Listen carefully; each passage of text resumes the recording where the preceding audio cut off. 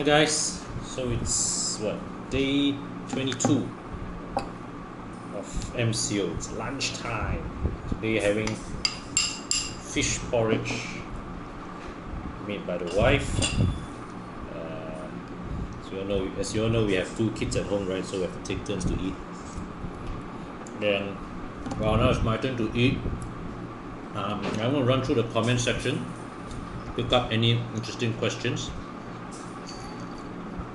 Alright, so just like how Bobby's doing his Q&A, daily Q&A, right? I thought maybe it's a good way for me to run through mine also and answer any questions.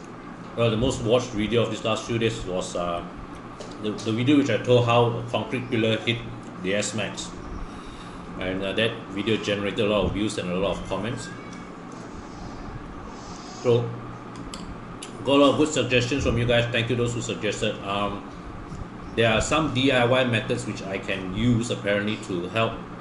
I've heard of this before. You pour it's like you run hot water on the bumper, and then you use something to pull the suction to pull the plastic out. So yeah, well, since you've got time, maybe I'll try that in an upcoming video. Right? If I do get around to do that, I'll be sure to share it with you guys. Okay.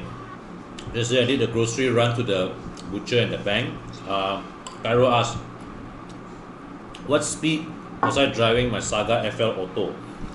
I think the whole journey I never exceeded 100 kilometers per hour. So fastest also I did was on some stretches 100.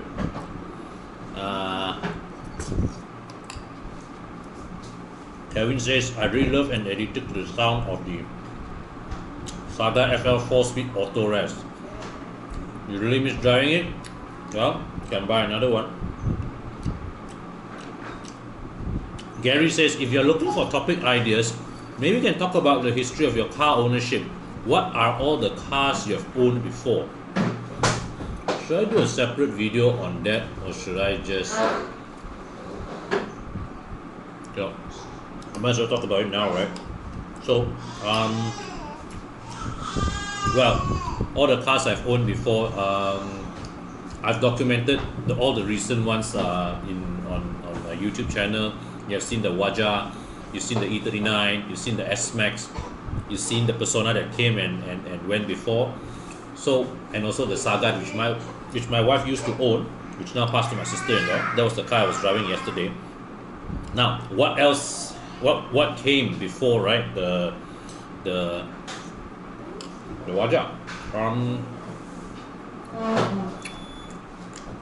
Before the Waja, I was in uni. I was driving an Iswara 1.5 3-speed automatic. 2002, made in 2002. That car has the distinction of being the only car I've ever owned that returns the same fuel consumption whether it's on highway or town driving. I remember that car, right? KL to Penang, one tank kosong already. So, yeah. But that being said, the car's build quality also was absolutely poor. I mean, I heard stories that at that time, right, because that first generation Saga was in production for like what, 20 over years. So by the time that Iswara came along in 2002, all the moldings, all the moldings that they used to mold the dashboard and all that, right, had went through 2 decades of use, but they never really set back all the tolerances and all correctly. They never did the proper maintenance of that. So as the years progress, all the tolerances and all that, right, all lardy already, you know. So the fit and finish of that Iswara really was very bad if you were to compare it to, say, the Saga Megawatt or Saga Magma or Saga Aurizn. Those were far better built cars. The Iswaras that came later, not as well built. But at the same time, I would say that car is one of the best city runabouts I ever had, because when I had that car, right, I did a 3-month internship in Penang. So I took that car up, and I tell you, that car was absolutely brilliant in tackling all the tight spaces in Penang, because The turning radius is fantastic. The Iswara's turning radius is absolutely fantastic. When I went to the Waja, initially when I jumped from Iswara to Waja, right, it's like suddenly the car felt so much bigger because Waja's turning radius actually is quite poor. And so that took a bit of getting used to. And of course the old Iswara,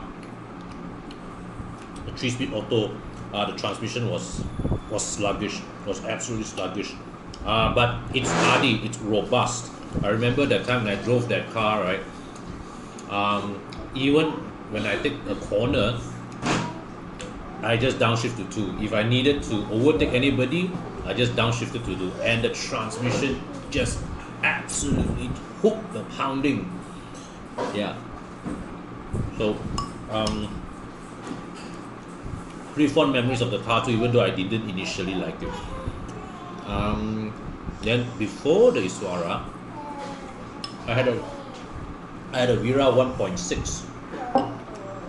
Now that car I really liked. We all know the old Wira 1.6 had a problematic gearbox, right? But that car had what? The Mitsubishi 4G92 engine, 110 horsepower, but it's which is about the same outputs as the Waja now. But that car is, I think, at least 150 to 200 kilos lighter. And I remember every time when I drove that car on the a traffic lights, I love stopping at traffic lights with the car, because once the lights turn green, I just step half throttle and the car just leaps off the line. It leaps off the line. I don't think I've had another car that took off from the line as enthusiastically as that old Wira 1.6. Excuse me, daughter making a Yeah, so that Wira 1.6, that was the first car that I drove after getting my license. I think that car, right, now that I think back, that car was fantastic on the straight line. And here's the thing, the Wira 1.6 back in the day was not very successful, right? Because most people bought the 1.5. And the reason why is that there is a very big price gap between the 1.5 and the 1.6. I think what, 12,000 ringgit or something like that. But you see, when you live with one of those things, you realize that the difference in between, there is a very big difference in terms of the components they use in the car, the features in the car. I mean, the 1.6 had just so much more features than the 1.5, so much more advanced. And even a lot of the chassis components between the 1.5 and 1.6 are actually non-interchangeable. Yeah. So you want to take barang from the 1.6 and put into the 1.5, it's not plug and play one. Yeah. So I mean, now on hindsight, we know that actually the price gap between the 1.6 and the 1.5 Wira is justified. It's justified. Just at that time, a lot of people didn't see. Now, going back to the future a bit, that Wira was sold, okay, in 2005, which we traded in, which we sold that car and bought, my family, my parents, sold that car, bought a Waja, but not the one that I'm driving now. It's another one. It's an 05 Mitsubishi engine, automatic, and same as the one that Chris Wee has, actually. Same batch as the one that Chris Wee has. That one has dual airbags, 15-inch wheels. At that time, right, we had the choice.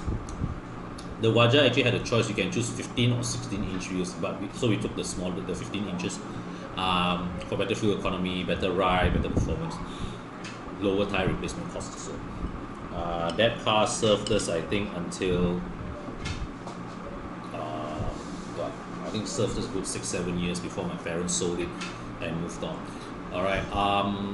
But with that car, right, gave me a unique perspective on the Waja, because for a period of time, we bought that car in 05, then 07 we bought this one, the one that I'm driving, still driving now. That gave me a perspective on how the Waja evolved, because the 05 car versus my 07 car. Big difference. Most people agree that in the Waja, right, the 4G18, the Mitsubishi engine is the superior engine, it's the better engine. Yes, it's more durable. Fuel efficiency is better. Okay, would you believe it if I tell you that that 4G18 engine with an automatic transmission gives the same fuel consumption as my Campro here with a manual, and that 4G18 I think runs RON 95 without problems. I've been pumping RON 97 for many years. Yeah, but there's also a difference in the ride quality, in the handling. The Mitsubishi engine versions of the Waja had sportier handling. The ride is firmer, whereas the Campro ones have a more pliant ride. It allows for a bit more roll, okay, but the flip side is it's more comfortable. And there's also the build quality. The build quality is where my current car exhibits a significant jump from the previous Mitsubishi engine cars. So those of you guys, if you're out there buying a used Waja, right, the Mitsubishi engines are the one that most people want to go for, because of, you know, there's the greater trust towards the Mitsubishi engine. But if you but it is the Campro versions that have far better built interiors. That's my perspective on it.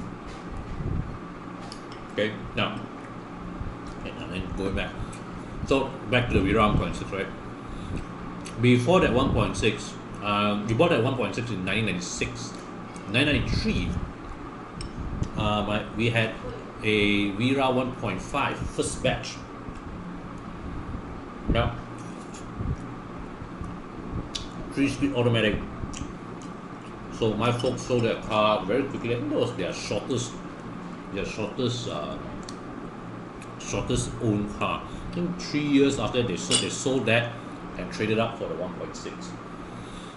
Yeah. Before the Wira, we had a Saga Magma 8 valve. I think that one was I think that one we bought in 1987 or 88. 88 was after my brother was born. Now, before that, going back before that, that's when I bring you to a car with a more interesting story. So before the Saga Magma 8 valve, we had a Corolla K70. Okay. I have fond memories of that car. I remember my grandfather used to drive me to Petaling Street with my grandmother, go buy groceries and all that in that car, right? I remember when I was a child, I used to want to just sit inside that car. All right, I ask them to put me. I have memories of myself sitting inside the car on the driver's seat or standing on the driver's seat, holding the steering wheel. When, of course, with the car parked inside the house lah, right? And yeah, and at that time,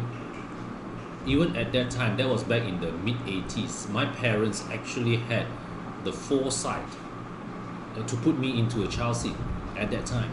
Amazing, right? Amazing. But I cried my way out of a child seat. I think I threw an absolute tantrum, and they gave up on that. But of course, those days, child seats were not as important as they are now, because back then there were fewer cars, and the fewer cars on the road were slower.